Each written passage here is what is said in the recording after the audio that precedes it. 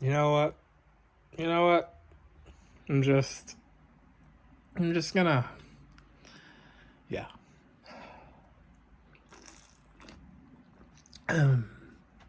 Okay. All right.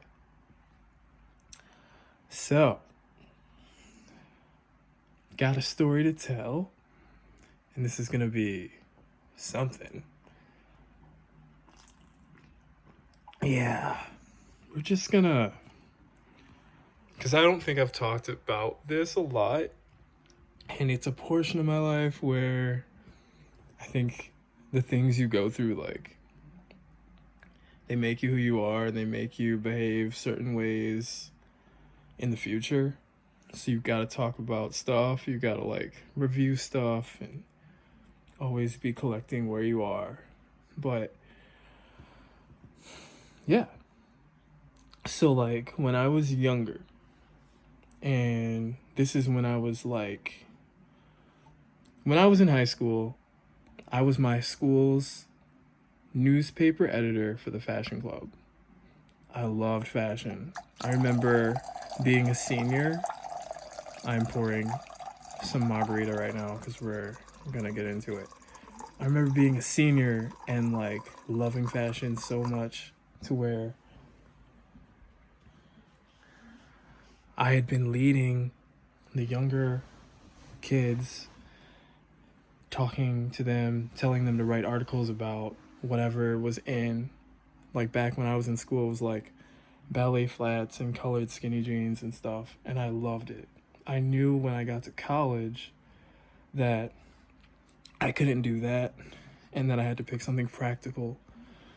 So I ended up studying pre med, but my junior year, I had been attending fashion club president. I had been attending fashion club meetings the whole time. In my junior year, I became my school's fashion club president, which is huge because I went to university. It wasn't like a college. Like, it's a pretty big size school. We were a D2 school, and the fashion club president was graduating, noticed me, and knew that like I would take the reins and do everything the right way. So I had graduated.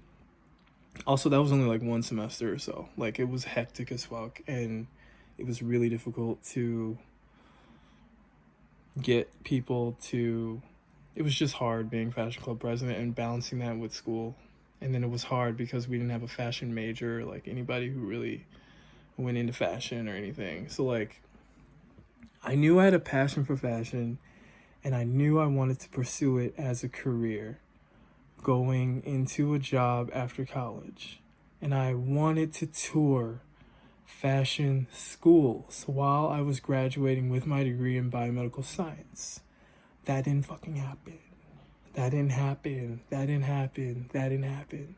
I ended up graduating, working in a hospital, and I got a job at Forever 21. So this was close to a dream because it was like, oh, I'll be a store manager in a fashion oriented area. I'll work my way up to corporate. I'll do whatever it takes to like be in this world. And I learned about merchandising, I learned about the store, management, fashion, and it was all right, but I knew if I really wanted to get things started, I had to move to New York.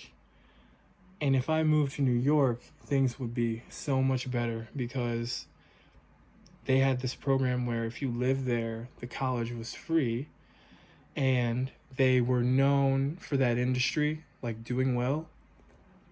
I wanted to live in New York. I wanted to go there. I wanted to do menswear design at Fashion Institute of Technology.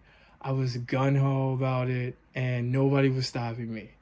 And I was on apps, not really dating guys or anything, but just talking to guys, chatting with guys, and like one day I was on the app and I had changed my location from my city in the state where I am to New York. And I started talking to guys in New York. And then I got this idea to just talk to guys in like fashion areas to see what it was like, because I was so hungry to like go to school in New York and like pursue this dream of menswear design.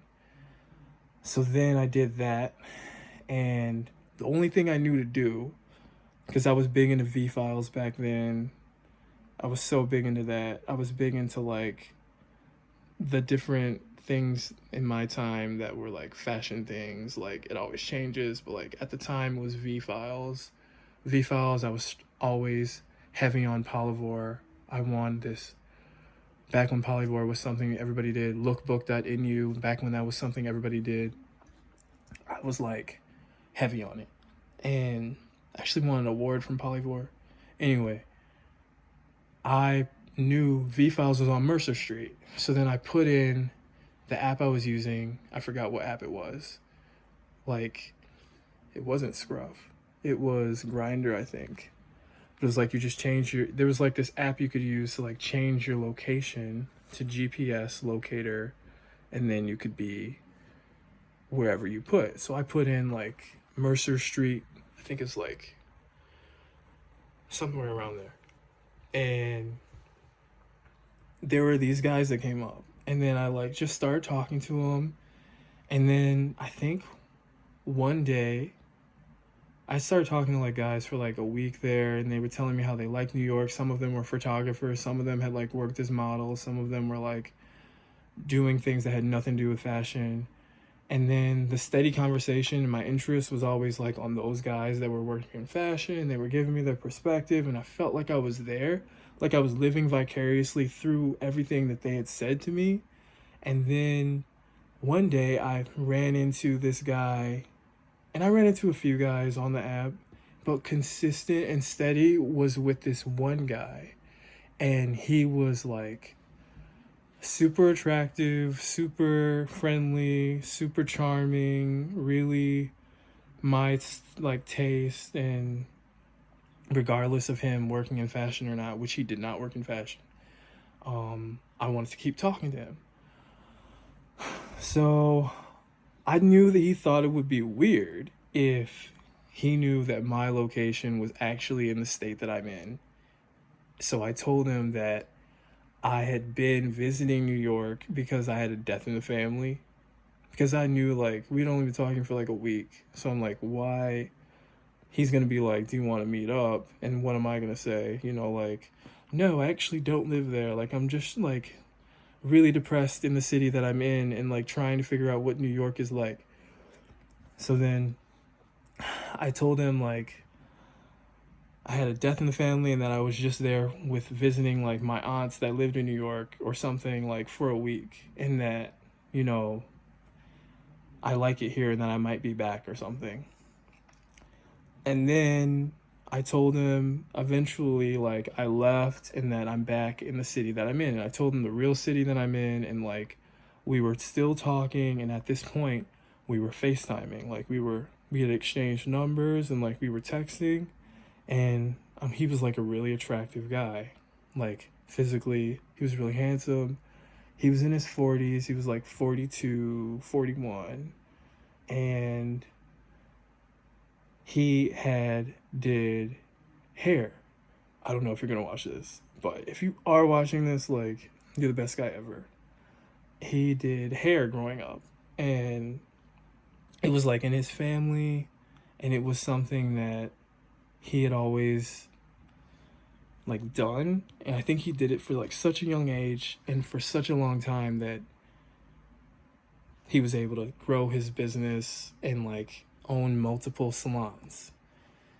So I'm learning all this like over time, and I'm thinking like, oh wow, like you don't work directly in fashion, but like you do know New York. And like I'm telling him like I would like to really go to FIT. I would like to go to pursue New York to like do my thing. And like I don't know like what exactly I was going to actually do with that degree in menswear design, but I knew that it would start there and that I could try to get store level experience with it. And I was like, my plan like would be cool if I could just see New York and I wouldn't go out there unless I had a job, like I'm talking to him. So then I started applying for jobs in New York because I already had store experience at Forever 21, which is like now rest in peace. But I applied to like Top Shop. I applied to um, the Forever 21 there. And in New York, those are like the flagship stores. Those are like the big stores with all the big sales. And you have to have a lot of experience, and it's competitive because like I think a lot of people want to work there. And when they do like regional walkthroughs, like when people from corporate come, they expect those flagship stores to be top tier. So they don't want to just put anybody with any experience in management. Mind you, I've got like 1 year of experience. And I present myself well and sell myself all the time in interviews, but like it is what it is. So I was so surprised when I got a call back, and I'm telling the guy, like, oh my gosh, like, I'm talking to you. We seem to really like each other. And I got a call back from this job in New York. But, like, how am I going to go to New York and actually do this? Just getting a flight to New York and getting a hotel there. And I wanted to get a new suit, like, I wanted to get everything, like, like a haircut, like I wanted to like look good, I wanted to feel good, I wanted to be ready for this interview.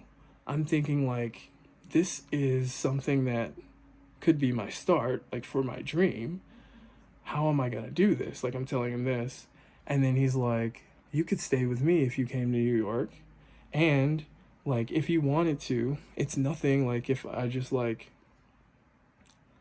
had you come here. And I was like, what do you mean? And then he was like, don't worry about it. Just like, you've been talking about this for so long. Like, you want to see the city. You know me. I could show you around and you could have, like your interview. So he's like, just come here for the weekend. Your interview's on a Saturday. The job you work is Monday through Friday. Like, just come Friday as soon as you get off. Stay the whole weekend and then go back. And then I was like, wow, okay. I mean, I've been FaceTiming with you for like a month. Like, it's seems legit. Like, I totally trust you and I'm attracted to you. Like, we've been sending pictures back and forth. I would meet you regardless. Yeah, yeah, like, yeah. Wow. So then I end up getting through that process. He gets the ticket, and I couldn't believe that somebody would like actually do that for me, which is why he's like such an amazing guy. But then it's like I got there, and I remember my whole family was just like, oh my gosh, like, what are you doing? You don't know this guy. He could be a killer. This is how it happens on TV. Like, what are you doing? You're crazy. And then I'm like, you guys don't know like how crappy my job is. I hate using my biomedical sciences degree. I don't like working in the chemistry lab. Like, I had this job like working in this automotive factory, and it sucked. And I had maintained a blog and a Twitter for pretty long doing runway reviews. Like, if you look at my other videos, you can see I do runway reviews. And I really wanted to break into this industry, so I was like, I don't care if I die, like, whatever. This is, this could be my big break. I have a job interview. Bye. Then I went, and my really good cousin was like, fine, like, if I were you, I wouldn't do this, but FaceTime me when you get off the plane in the airport and you're taking the cab to him. Like, FaceTime me while you're meeting him so that he knows you have people that know what he looks like, that know where you are, to keep yourself safe. So I'm like, all right, that's a good idea. So then I'm on FaceTime in the cab, and I'm meeting the guy, and I meet him, and like,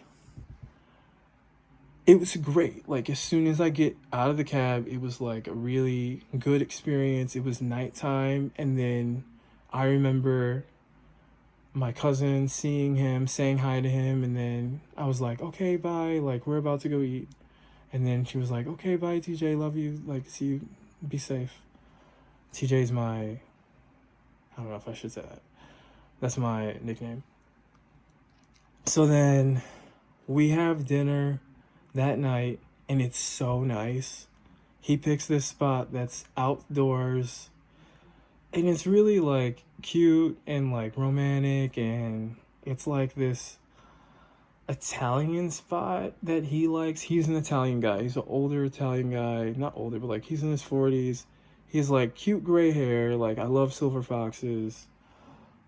Older Italian white guy that is like a hairdresser. He's like got the sexy shadow going on. Got the whole like, I think he had longer hair, cute voice. I was into him. And then we have dinner, and I'm like telling him, I don't know how I came off at that age, or like, I mean, it was only 4 years ago. I don't know how I was coming off to him, but like, I think we were hitting it off. I mean, in my head, we were hitting it off. Like, what was going on in my head was like infatuation, and yeah. I mean, I was also thinking about like, wow, this is like, it's more than just meeting you. It's also like, I've never been here, and all this is new. Like, I've never been to the city. I've seen the city online. I'm stress free. Like, when you're in an environment like that and you don't have to worry about who's buying dinner or like where you're gonna stay or like how much money you're spending, you sort of just feel like very, everything's better. So like that's going through your head, and then you're like, you are interested in me, and it's you too. So it's like you're new in your head, you know, like being with you is like a new experience. So it's like you don't have a choice but to just be completely infatuated and kind of just into the whole experience. So it's just like nice when that happens. But we have dinner. He's showing me around. We're like walking around New York, and people walk around New York all night. We walked around forever, go back to his place, full on makeout. I remember like he lived in this brownstone. It was super cute. It was like it couldn't have been better. I think he was saying like blocks down from where he lived. I shouldn't say this because then people might know where he's at. But like kind of close to where he lived is where like Samantha from Sex and the City would like be filmed coming out of her house or something. I don't know. He said something like that.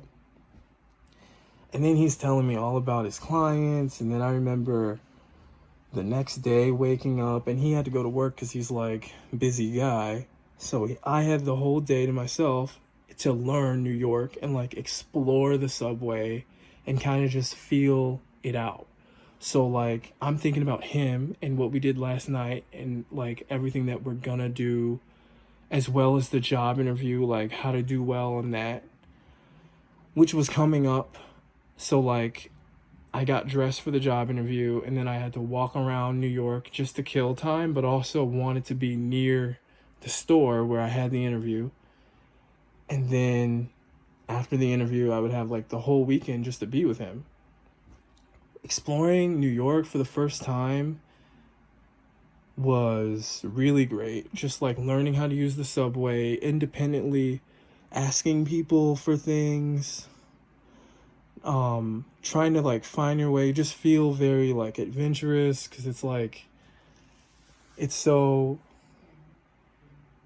you kind of compare it to everything that you like know about New York to be. Like back then I'd see it all the time on Tumblr in high school, and like it was just one of those things that was like so removed from me.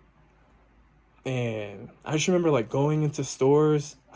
There were the big chain stores that I knew of, like Urban Outfitters or like, you know, whatever. But in New York there's like these small boutiques that you wouldn't hear about, but that are really on trend and like expensive. But even if you just go in the fitting room and like try a few things on, it's really just nice to do that and like just be in there and like assuming all of these different forms in the clothes and like imagining your life kind of in a way. And it just felt chic. It was like summertime and it was really just, it was fun. I went to the interview. I got through the first round because they liked my personality, but they did say, like, you don't really have a lot of experience. This is a flagship store. You're going to be managing a lot of people, and we do a lot of sales. Like, it's a high sales store. So they were trying to tell me, like, you're not our first pick, but also you got a second interview. Like, we do want to continue with the rounds with you. So I'm like, wow. But that another thing was that interview was next week. So I'm like, that means I have to come back out to New York next week? Like, but then it's like, okay. So like the interview went well. I'm enjoying New York. And then I go to meet him after the interview, after walking around. I'm texting him like how things are going. Everything's going well. And then we meet and then we go out. And he's a really like, he's not a partier or anything, but he's just more like, he knew that he was older than me and that I might want to go out and party. And I was a partier at that age, but I was really focused on like him. So like in my head, I was thinking like, it's me and you, and like it's the way I feel about this is like, I don't really want to go out to a club and like dance and like meet other people because I don't know anybody here and I just know you. So I kind of wanted to just be like us, but I think he wanted to kind of go out and like do that kind of thing, which like now that I'm older, I do get. But I think when I was there, I felt like very attached to him and very infatuated with the whole experience. So when we went out, it was like I was kind of clinging to him, expecting him to like show me where to go. But then it was also like a lot of people my age, like in their younger 20s when we went out. And I don't know if he just picked these spots on purpose because he knows I'm younger, but like when he was in his 40s and he's looking around and he's like, I think he was feeling like there's a bunch of younger guys around and I feel weird, but I hope you're having a good time. And then I was like excited just to be there. Like I was having a good time regardless. And then we left. I think we went home and watched a movie.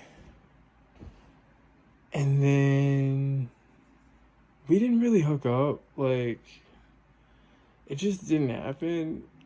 I didn't want him to feel like offended that didn't happen, but I'm just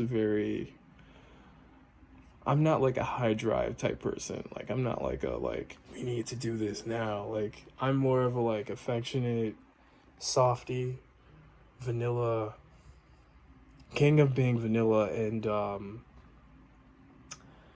not doing too much. That's me lately and back then. That's been me. Yeah. So I don't know what he was expecting there, and I don't think it was a big deal or anything because he also fell asleep way before me, and I didn't understand. Like we were watching this movie. It was like this gay movie where like these guys meet young, and then like it's really cute. Like he really liked it. I liked it. I liked that the most. We watched the movie together. We were just caked up. Aw, I remember that. Aw. And then I think I went home. Yeah. He helped me like find LaGuardia, the airport. He drove me there. And then I went home. And it was all good. And I told him like the interview's next week, like, like I'm just gonna leave my suit here. I'm gonna leave my shoes here.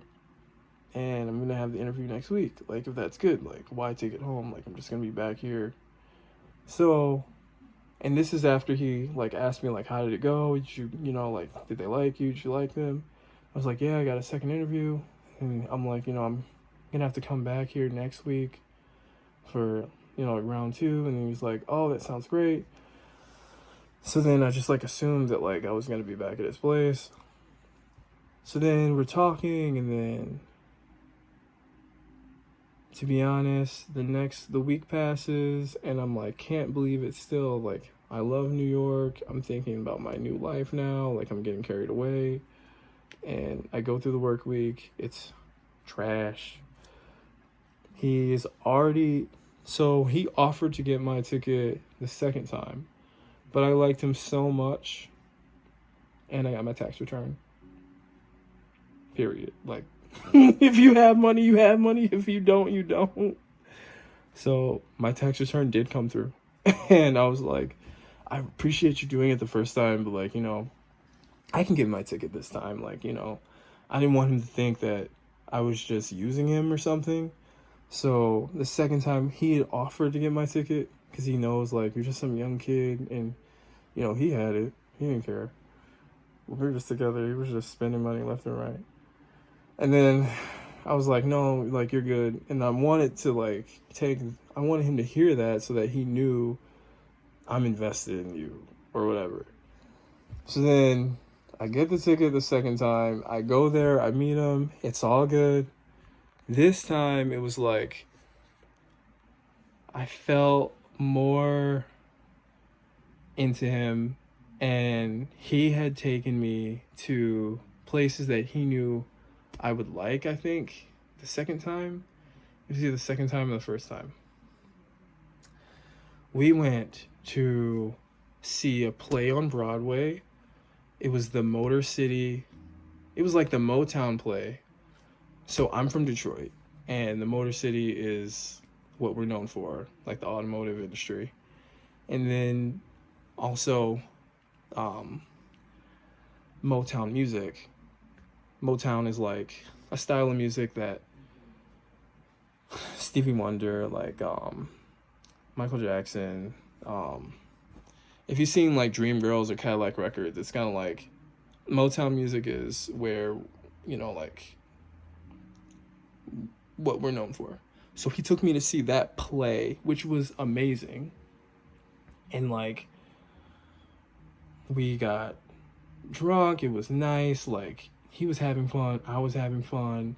The interview was great. This time I got a chance to meet like the very, very, very high store manager on the interview, and like she was a little bit more critical, and she was basically telling me like, you're cute, you're nice, you're young, but I'm just not gonna have you run the store. Not having that much experience. She basically flat out told me like, we'll call you if we call you, but this is a very, very competitive job, and you're up against people with 13 years experience that have dealt with sales, at competitor stores that are very, invested in this. You just graduated. You're very young.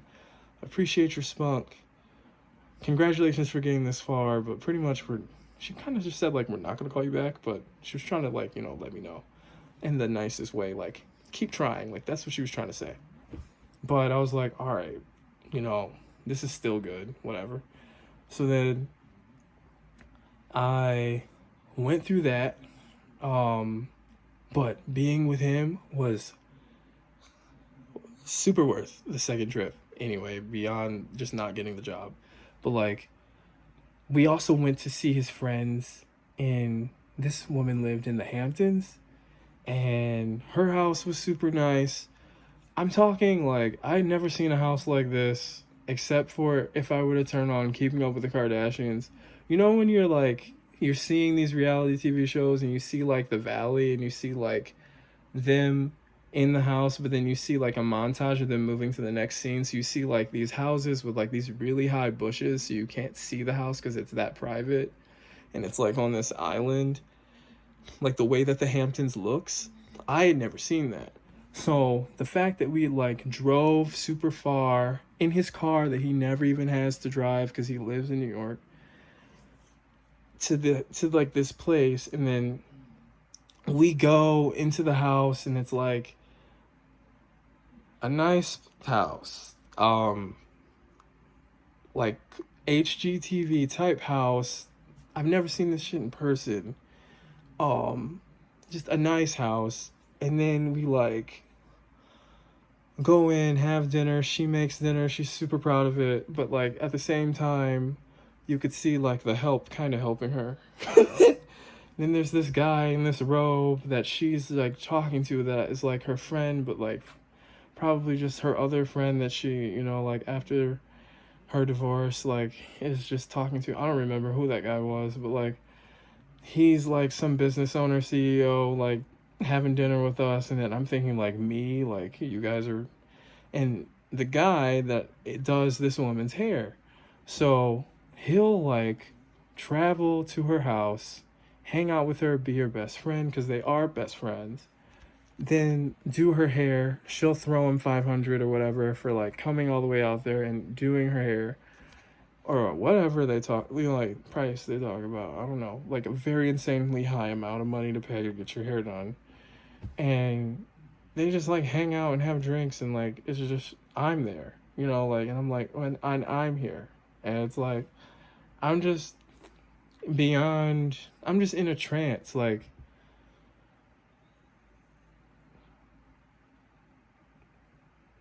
but you know what? It was crazy, but I would do it again. I mean, that was fun. Anyway, it was just like seeing that in person and like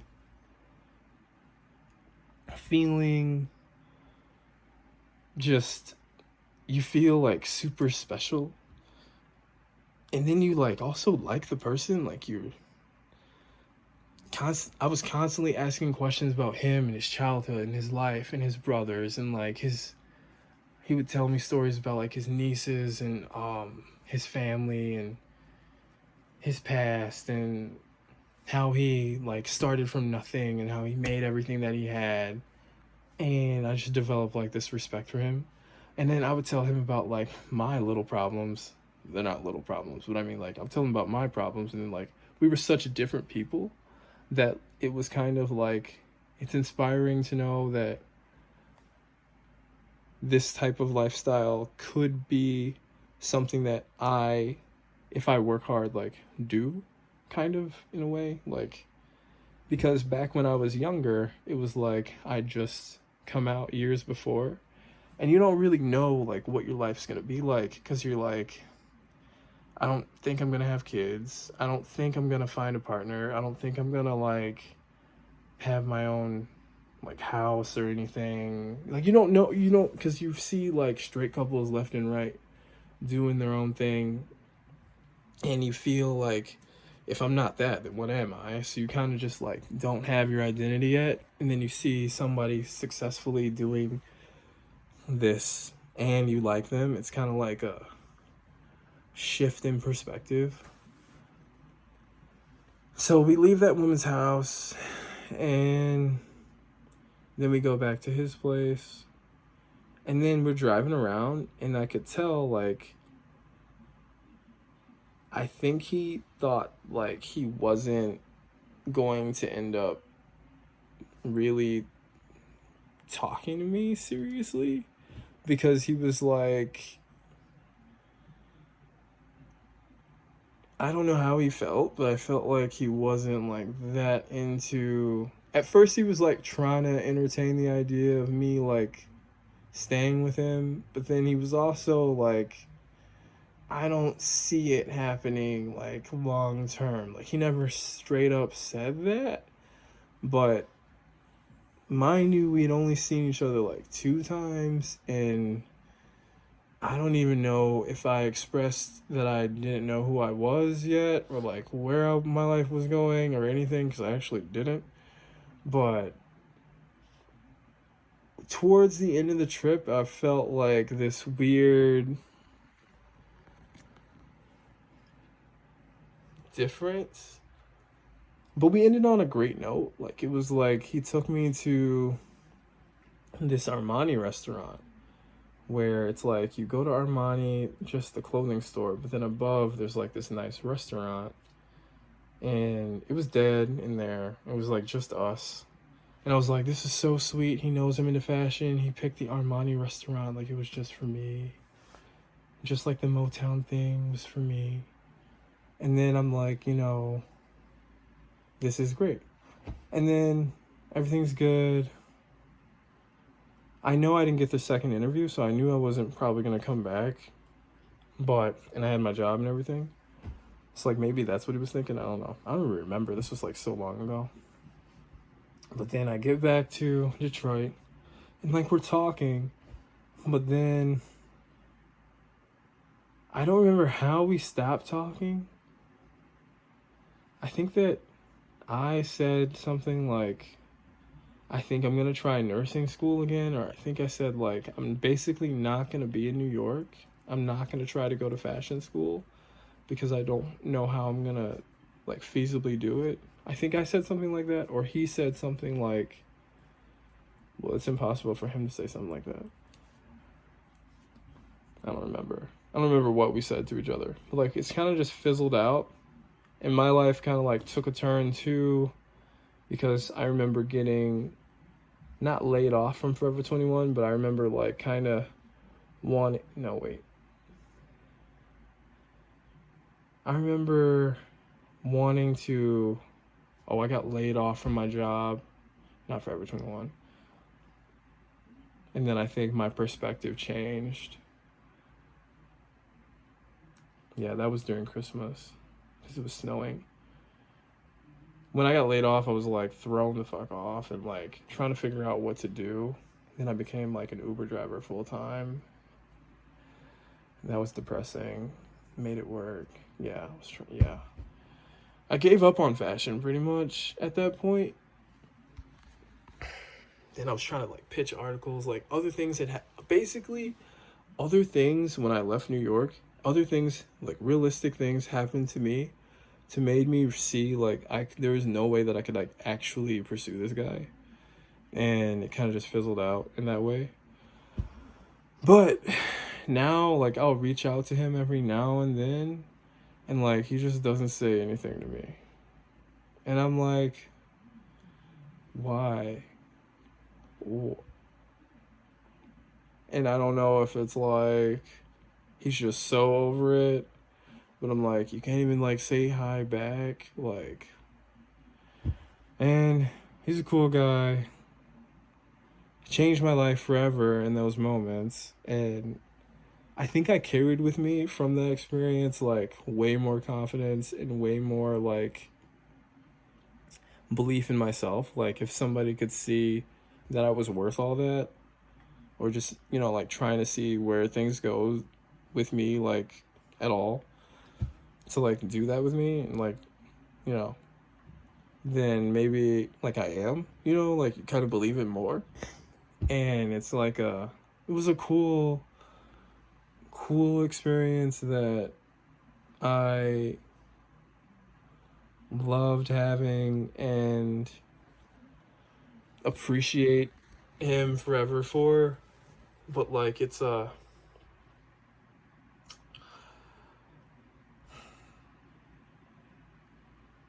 I don't know.